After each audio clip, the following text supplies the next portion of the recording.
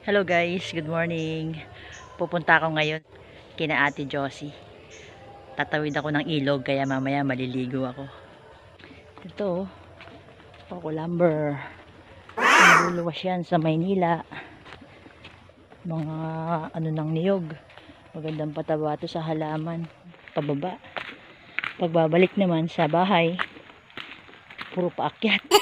Guys, oh. Ganda, di ba? Para akong dumadaan sa kuweba. Ayun yung level ng lupa. Langit na ang makikita. Diyan itong daanan. Sarap sa probinsya, no? Ito ang mamimiss mo pag nasa syudad ka eh. Eto na, ang Matugdon, malapit na. Ngayon may hanging bridge na siya guys, oh. Ang ganda. Mamaya dadaan ako sa baba pagbalik ko. Pero ngayon, dito muna sa hanging bridge. Ayoko pang mabasa. Sarap naman, may araw. Layo, 'di ba? Ang haba.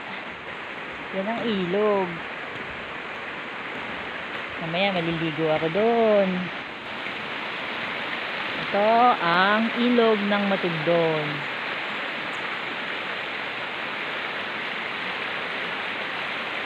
Mula pagkabata, dito kami naliligo, naglalaba, na-picnic.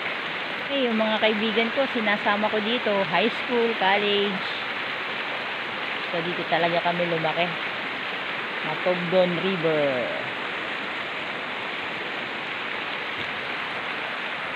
Yun yung pinanggalingan natin. Yeah. Bali, itong Matugdon pala, nahati dito sa part na to. Ayan, oh. Ito yung side niya. Ayan, dun sa may taas na yon, nahati siya. Diba? Yung mga naglalaba, pwede rito. O karaniwang nandito. Pero sa gawing ibaba, nagiging isa rin sila. Ayan, pwede ang motor dito.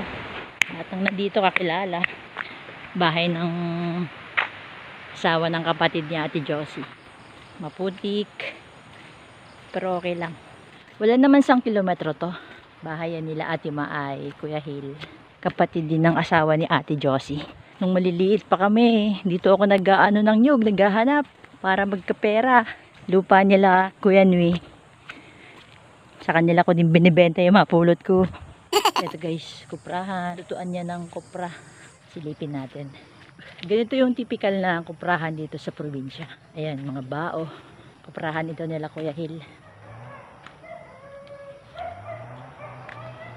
Dito sinasalang. Doon inaapo yan. Doon sa may tarpaulin na yon. Puno ng tsesa. Puno ng tsesa. Nasa nyugan lang, no. Dami nilang manok. Kakatuwa.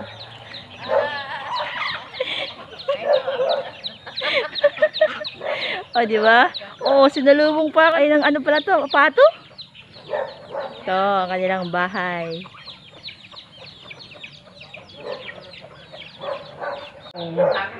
Sa nyugan. May kuryente dito, may tubig. Tumatakbo sa gripo.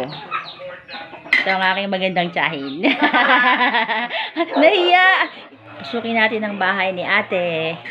May TV malinaw. Okay lang yan ate. Si ate hindi pa nagtutupi. Oh. Ito guys, parang convertible house ito. Nagluluto ng kupra.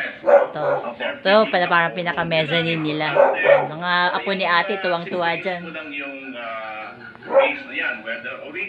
Oh, diba? Hello, Miming! Ito ang kanyang... Ay, nagtakbo, nahiya. Mahiyain naman.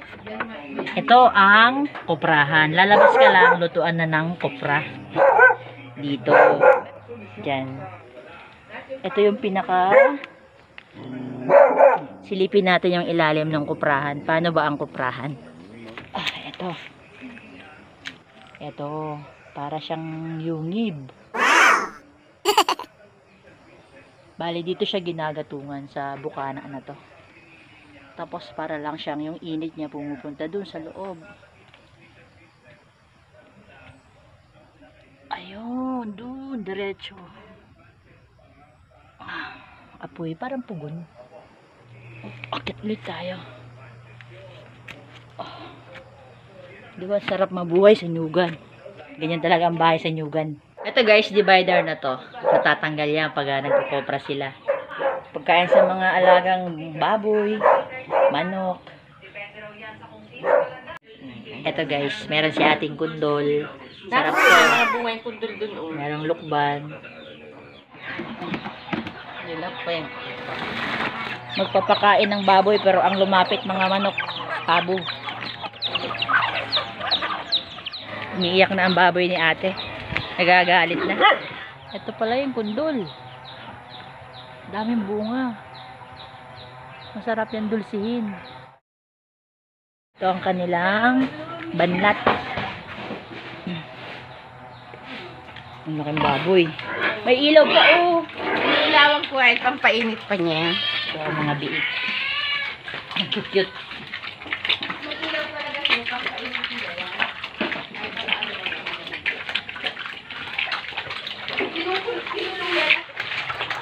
Guys, biik. Diba ang cute? 10. 14 ng mga anak. Sino pa na tumabay yun? May sara siya para yung mga manok hindi pumapasok.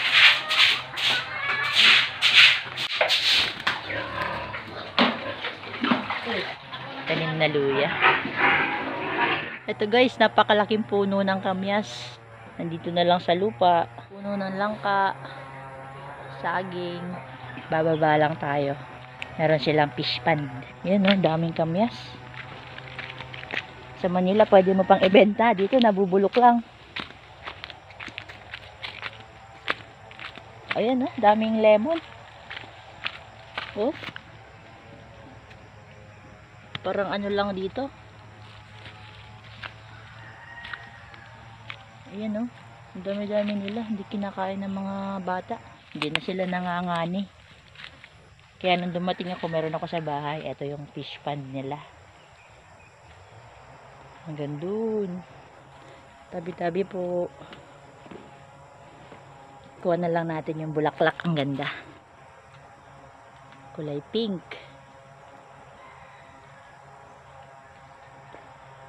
Ayun, may kamutihan si ate. Oh. Ng kamuti na to. Sarap nito sa ano.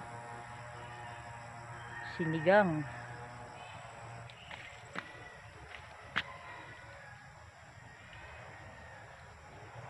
Merong mga halaman din dito palibasa. May lantad sa araw.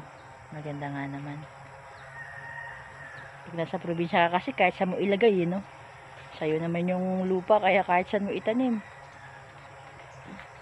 Yan, laing. Ito guys, lemon to. Yun talagang totoong lemon na makikita mo sa Manila. Ito guys, puno na mangustin.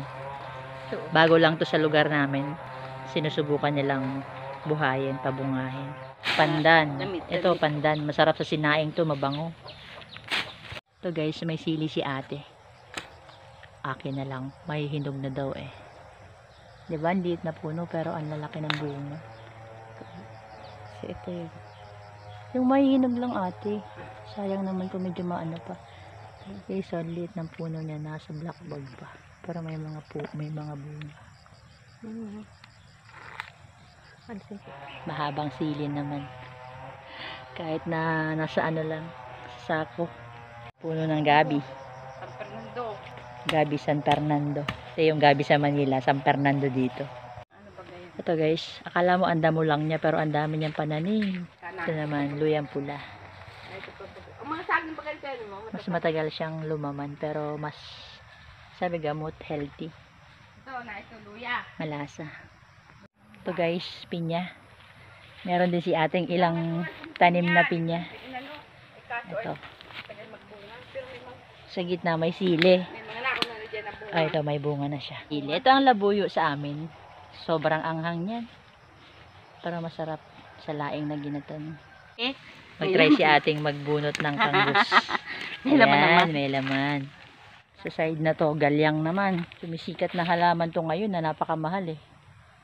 Pero napakahirap niyang kunin. Masarap ang laman yan. Yan siya guys.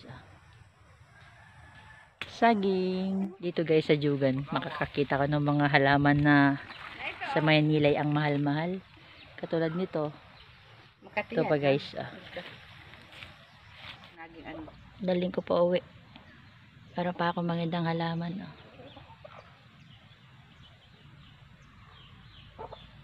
Ilan ko lang yung tinanim mo, isang Ito, guys. araw.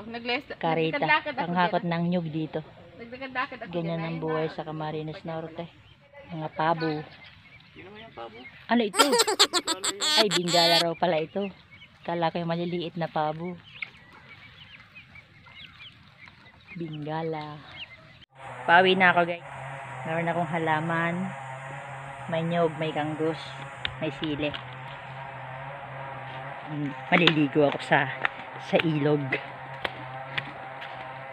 Hanging bridge. Dito tayo sa baba dadaan. Kanina sa taas tayo dumaan eh. Tapos maliligo ako. Yan. Sarap.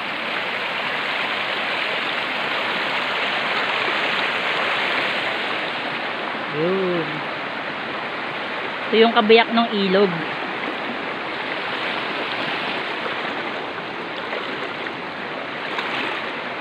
Mababaw lang siya. Pero malakas yung agos niya. Ayan. Ito yung hanging bridge. Ang haba niya. Ay, may naliligo. May naglalaba. Ayan naman ako dun. Dito na lang ako guys maliligo. Lapag ko muna yung dala ko. Hanap tayo ng pwesto. Pwede kang lumugbot dito.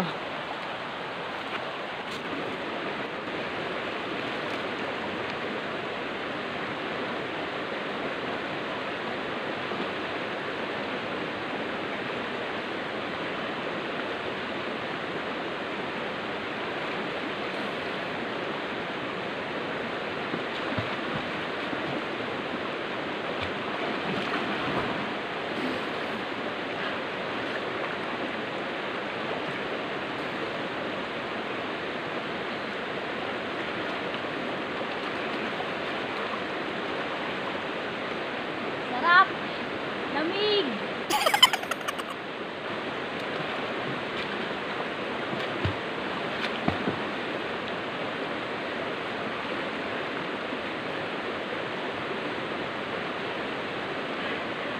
Sarap!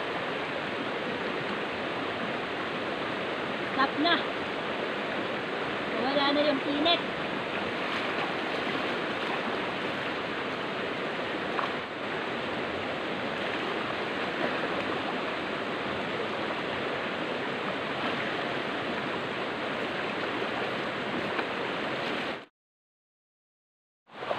Kasi dapat ako maliligo. Kaya lang may naglalaba. Mas malawak sana dito. Ayun dito. Hoy! Kala ko kung sino. Sabi ko maalog mo. Si Uwing pala. Damunggol na. Kala ko kung sino. Sarap na. Oo, sabi ko doon. Dito na ako sa maliit. Ang baras na ay. Lalim. Sarap.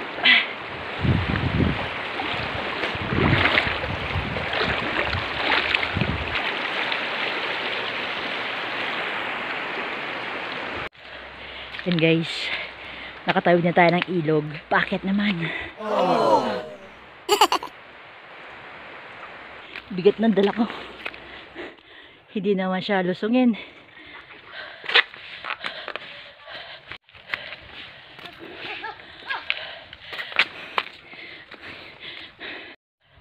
Pamangkin ko. Apo ni ate. Nakasakay sa kalabaw.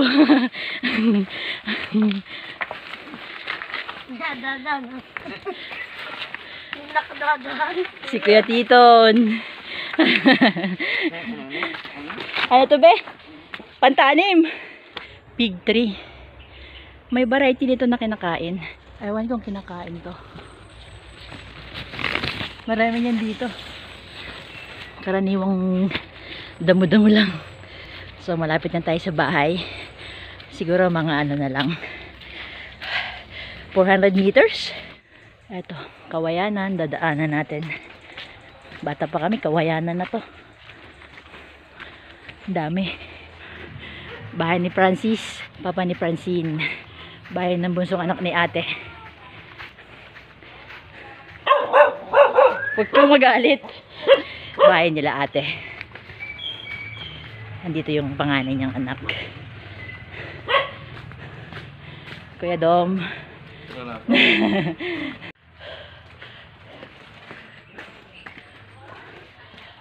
At last. Kain tayo guys. Let's eat. Sarap, mataba. Salamat sa mga nanood, sa mga nag-subscribe. Hanggang sa sunod na video. Bye.